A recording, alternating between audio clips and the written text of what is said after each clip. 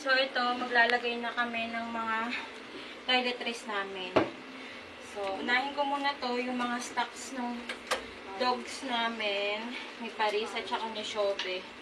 Unahin ko na to. Tapos, ito naman, mga bath soap nila Wax.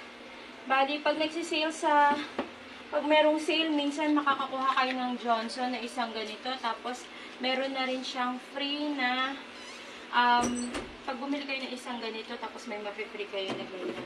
Hindi lang yan. Alam ko, ito din, yung conditioner ko na to. Sa product din siya ng Unilever. Tapos, buy one, take one na rin siya. Mura lang. So, pakita ko sa inyo pagkatapos ko, lalagay ko lang muna lahat to, itong mga ano. Tapos, yun.